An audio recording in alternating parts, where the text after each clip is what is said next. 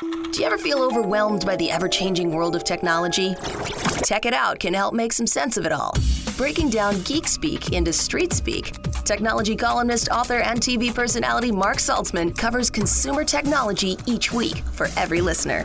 Mark tackles the latest news, reviews, and how-tos to help you understand what's hot, what's not, and why. Hey everyone, welcome to Tech It Out. Hope you're having an awesome day so far. I'm in the UK this week with Samsung teching out their new hardware. As you may or may not know, they unveiled new foldable phones, a trio of them in fact, as well as a pair of smartwatches, smart glasses coming later this year.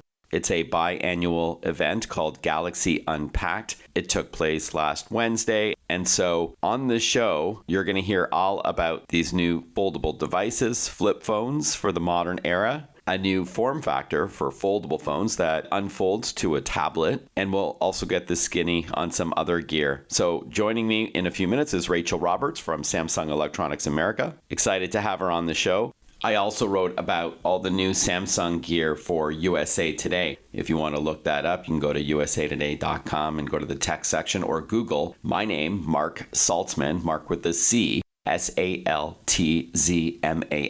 and add the words Samsung Galaxy Unpacked, and you can read my article there. And then after that, we're going to speak with musician Dren McDonald about creating music for video games and how music can also help one deal with grief. We're going to get his personal story from a very well-known musician. Looking forward to chatting with Dren a little bit later on in the show. But first, we're going to kick things off learning about Superwhisper. This is an app for your mobile device or for your computer that makes dictation super easy and smart. I don't know about you, but I talk a lot more than I type. It's faster, it's more accurate, so long as you're in a place where you can do it, of course. But we're going to hear what makes Superwhisper so darn popular. Even executives at the biggest tech companies around the world are using Superwhisper. So we're going to kick off this week's Tech It Out learning about that. This is Tech It Out, a weekly show that breaks down geek speak into street speak, and it's powered by Visa and Norton, two awesome brands that protect you in slightly different ways, interestingly enough. So I'll tell you more about them shortly, but let's officially kick off the new show with our first interview.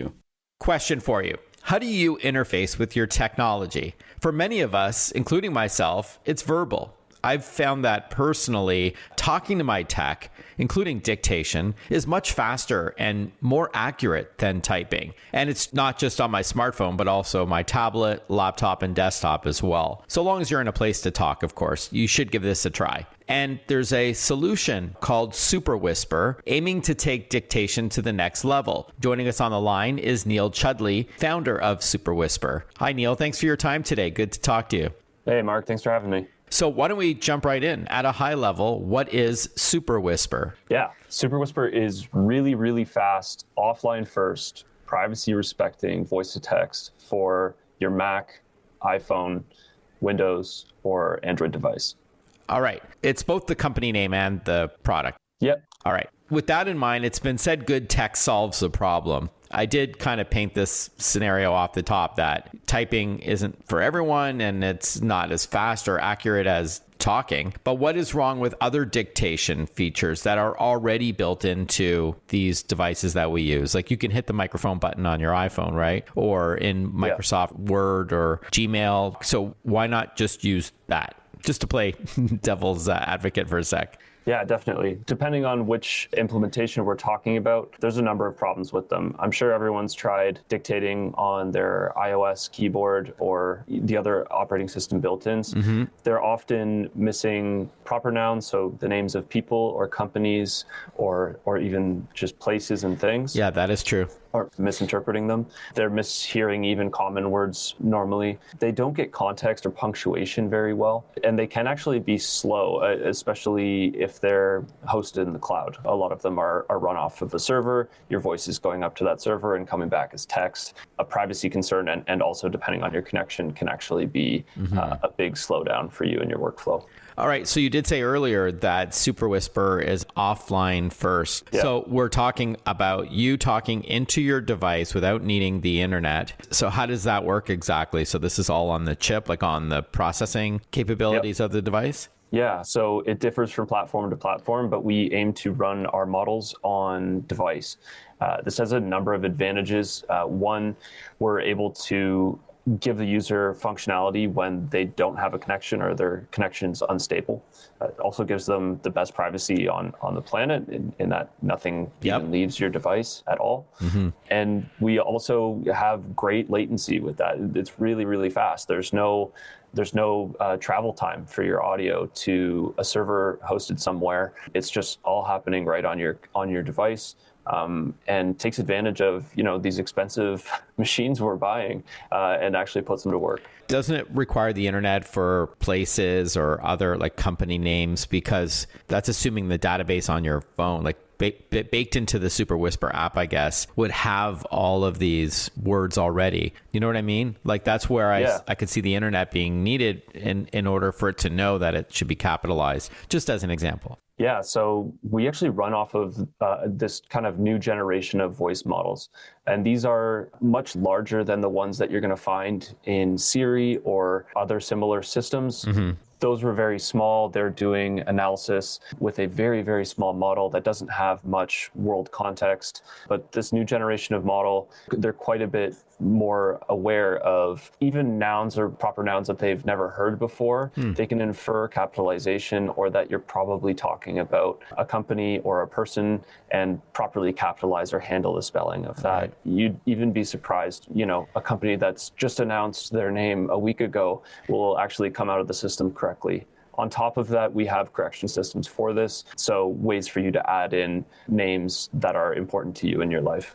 Awesome. We're joined by Neil Chudleigh. He's founder of Superwhisper, whose last company, by the way, PartnerStack, which he co-founded, was recently acquired by AppDirect. Congrats, Neil, by the way. Thanks. Superwhisper is an AI-powered dictation platform for Windows, Mac, iPhone, and Android. Can you walk us through how it works exactly? So you download Superwhisper to your device of choice. Again, it could be a computer or a mobile device. Then what? Do you have to open up the Superwhisper app every time, or is there a special, microphone button on the keyboard? Can you walk us through that part? Yeah. So once you download on desktop, you simply choose a key on your keyboard to act as your dictation key. You press and hold that key, you talk, and then let go. Once you let go, the application will spit out your message exactly as if you typed it right into any input field that you would normally type into. So this might be messages that you're sending to a friend or a coworker, notes you're writing to yourself, or emails. We even have a mode for meetings, but let's stay focused on dictation for now. Okay, awesome. Well, I can see this as a great productivity tool. I often dictate into my phone into the notes section for not just to-do lists, but just ideas. It's a lot more convenient, especially if I'm driving, a lot safer in order to press a button on like my steering column and just speak and have a note created that I can review later. So love that. So I understand, Neil, this voice dictation app, this platform that you've got has been used already by hundreds of thousands of people globally. Wow. And that includes teams at Meta and OpenAI. And you also got a big shout out recently. Tell us about all this. Yeah. We also have teams at Coinbase, Robinhood, Dropbox, Stripe, Uber, Shopify using Superwhisper. Amazing. And the shout out from Andre Karpathy, the AI lead at OpenAI and formerly Tesla. I believe he's now at Anthropic, actually. He gave us a shout out. That's awesome. And then before I let you go, and I will ask, of course, how we get going with Superwhisper. You're a startup in Toronto. Even though this has been around for a couple of years now, what would you say is the most challenging part of your work right now? Is it continuing to raise awareness of Superwhisper? Are you looking for an exit? If you don't mind pulling the curtain back a bit and tell us about what's going on at Superwhisper. Yeah, we're a little different to most tech companies in that we're bootstrapped from day one, completely self-propelled, never taken outside capital. And we run pretty lean. We're just over 10 people full time, some contractors in there as well. And I think given the vast majority of our competition is massively VC backed, huge funding rounds. And we're coming at it from a much scrappier angle, also coming out of Toronto rather than the typical New York or SF. Yeah. Sometimes we really have to choose our battles. We have to choose what we're going to focus on and where we're going to be the best. And that's difficult in this day and age of, opportunity and excess that AI has brought upon us. You can do anything or summon any piece of software almost instantly, but to deliver something truly great takes a lot of focus and effort. So I think that our biggest challenge is really just focusing on our opportunities and choosing what we're going to be best in class at. I get that. And then let's end off with how we can get going with Superwhisper, including how much it costs. I don't know if it's a one-time thing or a subscription cost. Yeah, for sure. Yeah, it's just a simple download on whatever device you're aiming to use it on. We're launching Android this month. Yeah, you just download it to your phone, follow the steps to set it up. It's really quick, less than a minute, and you're just dictating away. It'll show up whenever you're, ready to type something, but use your voice instead. In terms of cost, we're $850 a month, and there's an annual. And also, something a little different is there's a lifetime plan, so you can actually buy a license that's perpetual forever. Okay. So rather than having a monthly subscription, you're just in the club forever. So just a one-time purchase. Yep, good to have that option. All right, and then the website is superwhisper.com, but you can also go to your favorite app store and type Superwhisper, one word. Neil, great chatting with you, and continued success. All the best. Thanks again for your time. Thanks, Mark. Don't go anywhere. We're going to learn all about the new Samsung devices unveiled last week. You're not going to want to miss this when we return on Tech It Out. Listen to Tech It Out whenever you want. Find the Tech It Out podcast at iTunes or wherever you get your podcasts.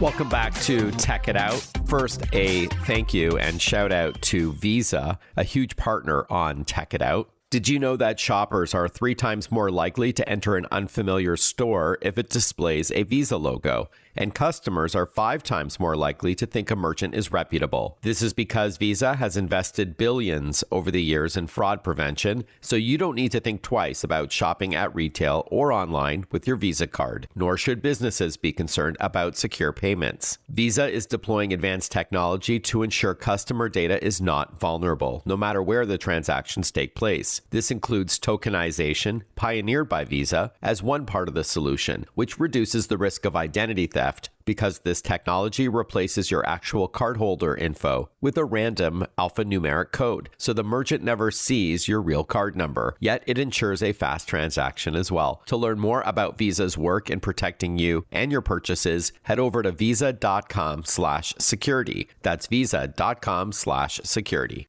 Well, I'm here in London at Galaxy Unpacked, Samsung's biannual event tied to new devices and features across the Galaxy ecosystem. And to get the skinny on what's new and newsworthy, I'm thrilled to be sitting down with Rachel Roberts, Director of Smartphone Product Management at Samsung Electronics America. Nice to chat with you, Rachel. Thanks for your time. Thank you. It's great to be here. It's a big week, twice a year, right? Absolutely. This is so exciting to be here. So Unpacked is really focused on all of our wonderful Galaxy products, but we're really focused on our new foldable lineup. So to be clear, the Samsung Galaxy event earlier in the year, typically in the Bay Area, focuses on your flagship S series, like the candy bar style phone, like the Galaxy S26 Ultra I'm holding right now to interview you. But the one in the summer, thank you for clarifying, that's your Z series. So foldable, flippable, some of these newer innovative designs that you've been doing for several years now. I mean, 7 or 8 years, if I'm not mistaken, way ahead of many others. With that in mind, please tell us what the big announcements were at a high level this year. So let's start with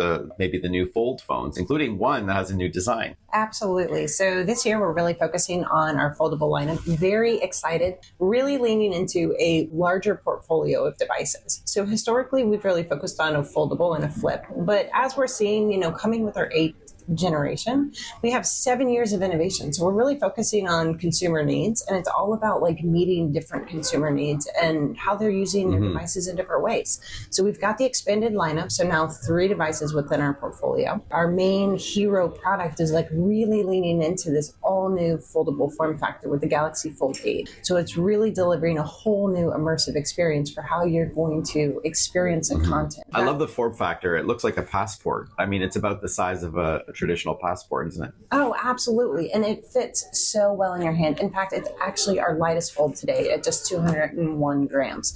So it fits beautifully. It's got that 7.6-inch display. So it's really immersive with the 4:3 aspect ratio. So you're gaming, you're streaming. You can also kind of rotate it in that portrait mode. And it's all about browsing or reading your social feeds or ebooks. So you really take in this amazing content first experience.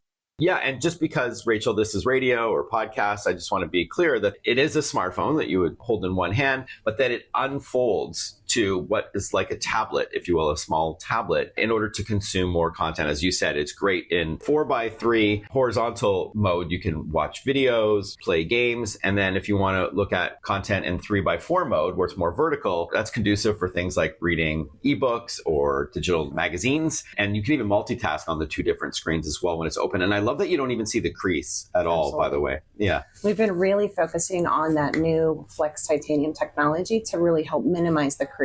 So while we're making these devices slimmer and lighter, we're also focused on durability. So it's enhancing the durability of the device, but it's also improving that amazing display experience. Speaking of the display, up to 3,000 nits, so it's super bright. You can look at this very comfortably outdoors, even in the sunlight. And it also has a new anti-reflective display, which is awesome. So that's the Samsung Galaxy Z Fold 8. Now let's pivot and talk about the Galaxy Z Fold 8 Ultra. Absolutely. So the Galaxy Z Fold 8 Ultra really is the first time we're delivering that Ultra branding to the foldable lineup. So you think of Ultra, we always talk about our S series, right? So this is the top of the line, the premium performance, premium camera experience, premium everything. So very excited to bring that same level of quality into the foldable family for the first time. So with the Galaxy Z Fold 8 Ultra, we've now got a more premium camera experience. We're making enhancements to the camera. We're bringing enhancements to the processor. So we're also supporting the Qualcomm Snapdragon 8 Elite Gen 5 for Galaxy. And we're also packing in a larger battery and faster charging. So it's really just creating this amazing experience for consumers that they want to be those productivity multitaskers. And then now you've got the performance to really back it up. But it's not just thinking about it from a hardware perspective, it's software. And it's like that integrated user experience that's then optimized for it. So, I mean, it really kind of works with you. So, you know, your phone flexes as much as you do on a daily basis to help whatever your really your interests kind of take you. All right. So the Galaxy Z Fold 8 Ultra is your top of the line, if you will. All the specs are maxed out. And it opens up to almost have like 2 6.5-inch screens side by side. It also unfolds to a tablet, if you will. So this is built, I think, a little bit more for productivity's sake as well. Battery life is actually really good between both devices. 26 hours of video playback on the Galaxy Z Fold 8 and up to 27 hours on the Galaxy Z Fold 8 Ultra. And yes, you heard that correctly. Up to 27 hours of continuous video playback. You'd have to have a lot of coffee to watch all those back-to-back movies. Not recommended. Talk about binging. Anyhow, more with Rachel Roberts from Samsung Electronics America about the new devices when we return on Tech It Out. Stick with us. We'll be right back from London, UK. Want to follow Mark? Google him. Mark with a C and Saltzman with a Z.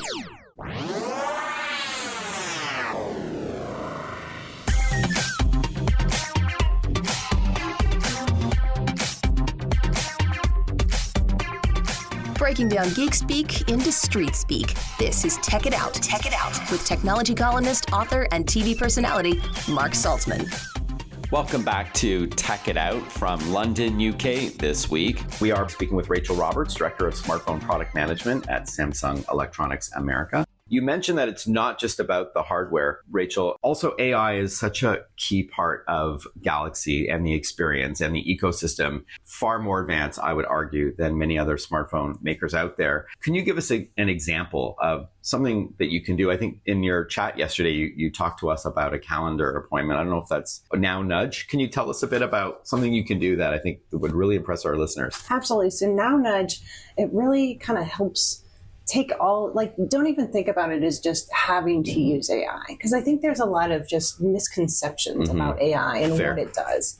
So I think this is all about making your life that much easier. So you're having a text conversation, like we're setting up this interview right now. If we're having a text conversation and it's trying to like block some time on my calendar, normally if you send me a request and I'm like, I need to check my calendar, am I free? I've got to exit the chat, go open my calendar, I've got to view, am I free, and then come back to the chat. Well, how often you're in that process and you get distracted, you get a phone call or you got to go do something else. And then you forget about coming back to the chat. So Now Nudge is actually going to recommend actions based on your conversation, and it's going to help bring up your calendar. Now, the beauty of this in the foldable form factor is you can actually view your calendar in this split view mode. So it's going to keep you in the chat. It's going to pop up your calendar on that second display. So then you can quickly make that respond back to the chat. So the great thing is keeping you in your flow, and it's taking advantage of that amazing expansive display. That screen real estate. Yeah, very smart. You can do more in less time.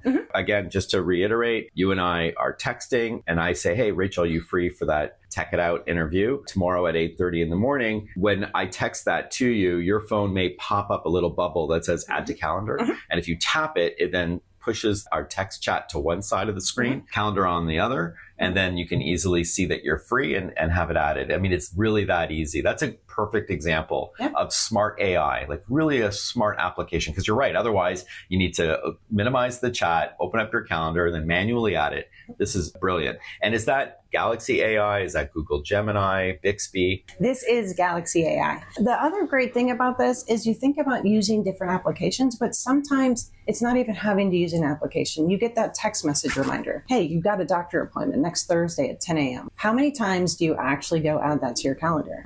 You don't. And then it comes up and it's Thursday and it's like, oh my goodness, I have a doctor appointment, or you forget about it. So now there's also the nudge when you have that notification. So your notification nudge, you get it, your reminder alert, that text message, and you can automatically add it. So you don't have to think about it. So that's the beauty of AI in this sense, is it really takes understanding the context of what's happening, and it like seamlessly merges into your device, into your everyday life. So you don't miss those important moments, and you can really be focusing on anything else that you're doing.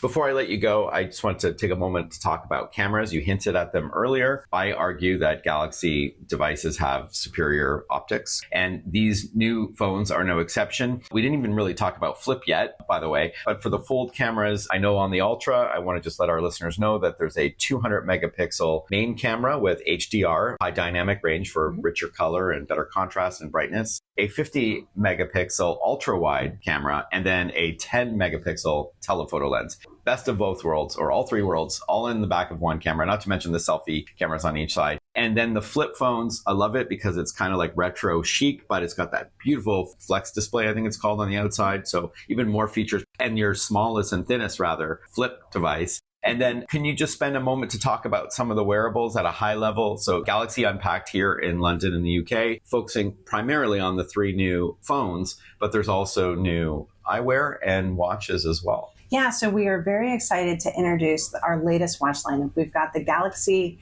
Watch Ultra 2 as well as our Watch 9 series. So providing the best of all sorts of options for consumers. You can get really into like the fitness focused. If you're outdoors, you love to hike, love to scuba dive. There are so many amazing options on here. And then if it's just more of like a health and wellness kind of focus, the Galaxy Watch 9 series, completely redesigned. The bands are amazing. All of those features just to really help you achieve those health and wellness goals. And a tease of something that's coming later this year, Samsung Intelligent Eyewear, which is pretty wild. These are super lightweight smart glasses with AI built in and lots of privacy and security features. So much to look forward to, not just coming this summer with the Galaxy Z series, but later in the year as well. I guess, Rachel, Samsung.com to learn about pre-orders, which are available now? Absolutely. So go out there, check out these devices, see what's available, and go to one of your local stores. Go get these devices in your hands, experience that foldable form factor. If you've been hesitant, now is the time to get in there. It's never been a better time to switch to Galaxy. Awesome. Thank you so much. Congratulations on another successful Unpacked. Thank you. Great to be here. In a couple of minutes from now, if you're into video games, you likely know the name Dren McDonald. He creates music for some huge brands, not just games, by the way, but VR experiences, including one for Stranger Things. How cool is that? He created the music for a virtual reality experience that you have in a headset tied to the hit Netflix sci-fi series. But Drew, on a more personal level, is going to share how he uses music to deal with grief based on a devastating loss a few years ago and an instrumental album that he created as a result. But he's returning to that music a few years later now with vocals. We're going to get a sample of that and talk about music as therapy and a lot more. But first, I wanted to give a quick shout out to Norton, a huge partner of ours on Tech It Out. I'm sure you're familiar with the brand. In today's connected world, a simple antivirus solution just isn't enough. Your identity, your finances, and your privacy are all on the line. That's why you need Norton 360 with LifeLock, the comprehensive solution that bundles device security and identity theft protection.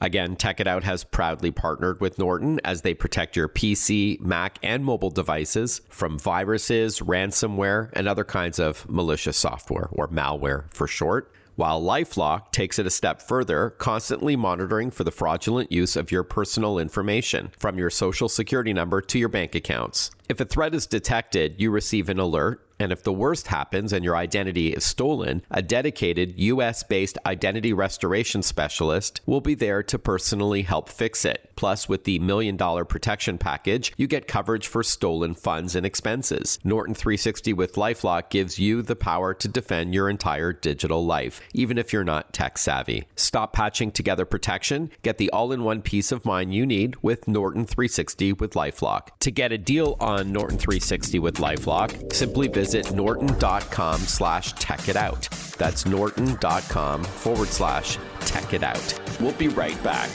Breaking down geek speak into street speak. Check it out. Hosted by Mark Saltzman.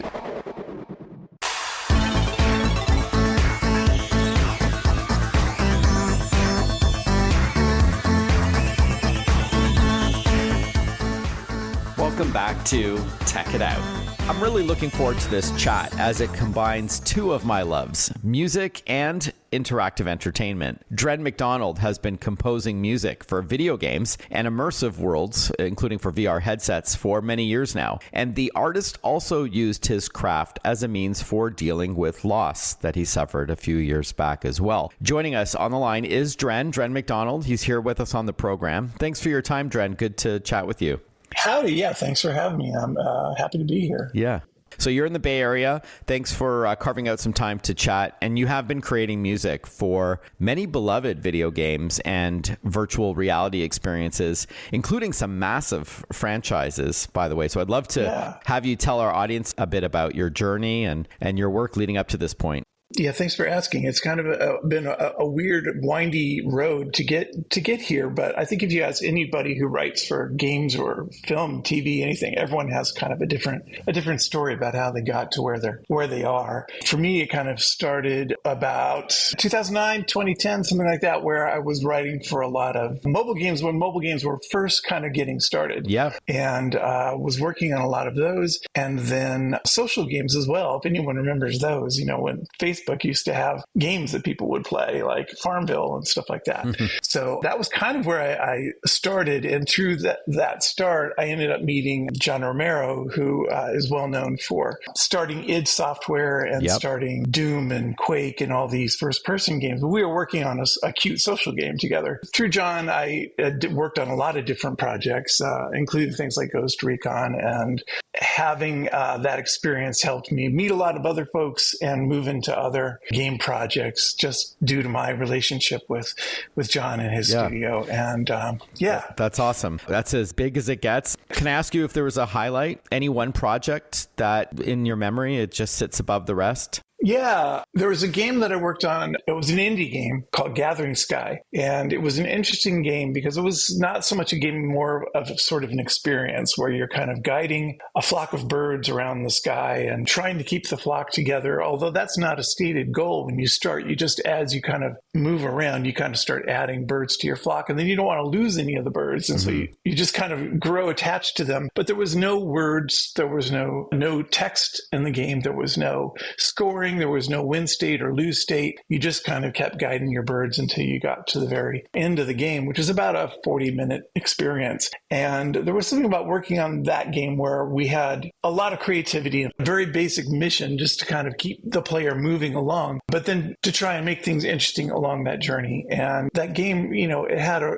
real meditative quality to it. I would get emails from people saying, I played this with my dad who has Alzheimer's, and it's one of the things he really loves to do. And feedback like that is really, it's rewarding. It's really great. Yeah. Yeah, awesome. Rewarding, exactly. So this is all positive stuff here, Dren. But as I alluded to off the top, and if you don't mind sharing, you also experienced loss a few years back, from what I understand, and you wrote an instrumental album as a way of processing that grief. Can you tell us a bit about it? Yeah. Within a short span of time, just 2 or 3 years, there were several people who were friends or family who all passed away within that time. And it just started to feel a bit overwhelming. Like dealing with one of these people would have been a lot, but dealing with all of them within a short time span. When it rains, it pours. Yeah, exactly. And so one of the things I just started doing, and I didn't even set out to do this, but I just started kind of working on music. When I'm composing music, especially that particular music, it's not like I'm sitting there with a pen and paper or sitting at the piano with a pen and paper. I'm just playing my guitar and just playing it into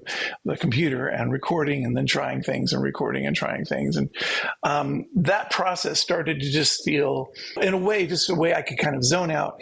And then I got the idea to write these songs about these people. And so each time I would start a new piece, it was an opportunity to just think about those folks while I was in this kind of zone of just coming up with the parts and then later just recording the parts. And it was a very meditative process, just recording them over and over and over again from different distances, different instruments. And the whole process itself kind of became this way to sit and think about these people as I did it. And now when I hear those songs back, I can remember that process and remember those people and remember those memories that came up as I was working on that music.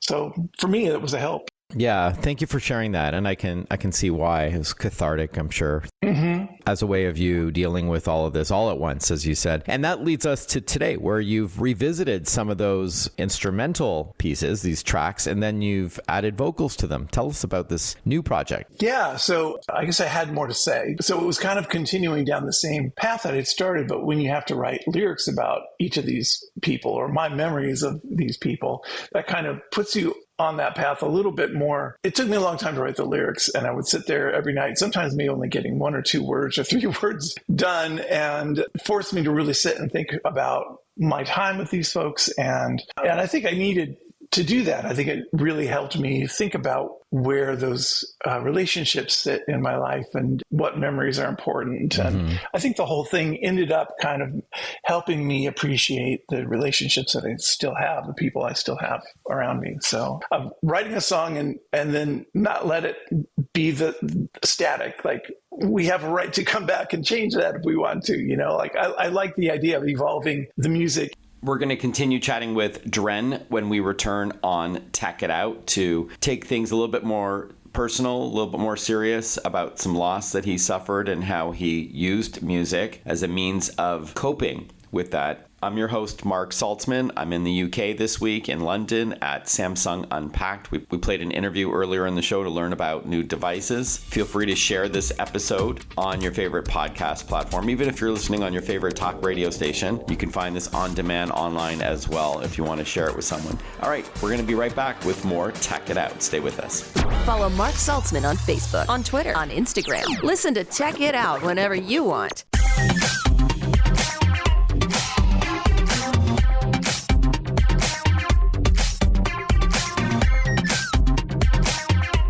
We are chatting with Dren McDonald, a musician who creates music for video games and other interactive experiences like, was it Stranger Things VR that you worked on, Dren? Yeah. Yeah, that's cool. That's cool. And a few years back, you lost friends and family all around the same time. You wrote an instrumental album, and now you've revisited this for 2026. One of those tracks is called Fading, featuring Sophia James. Let's give our listeners a little taste of this. Have a listen.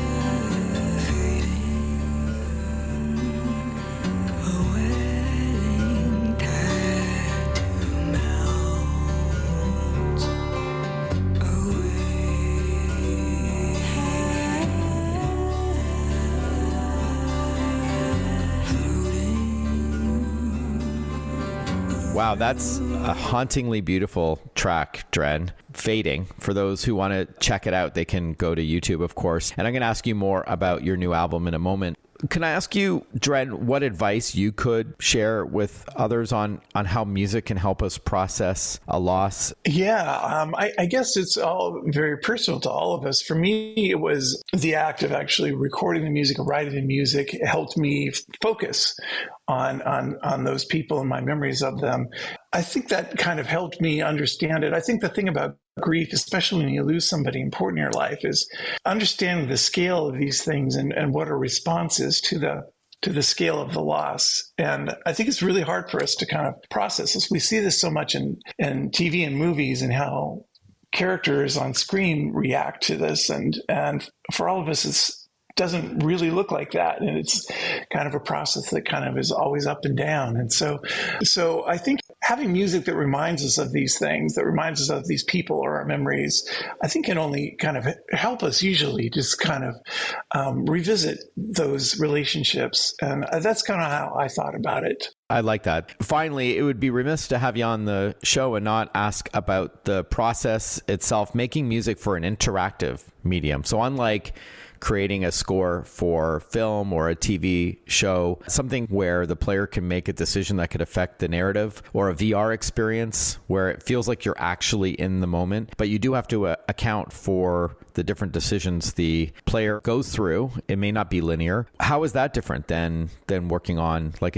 a movie or TV show, if you've written for a linear medium? Yeah, I have. I've done some documentaries and advertisements and some TV too. The biggest difference that many people probably aren't aware of is that, yeah, you are kind of scoring for what the player's decisions are. So when you watch a movie, it's always going from start to finish, to finish. You never watch it backwards. You never watch a loop of it. You always are watching it from start to finish. Same with TV or anything kind of linear.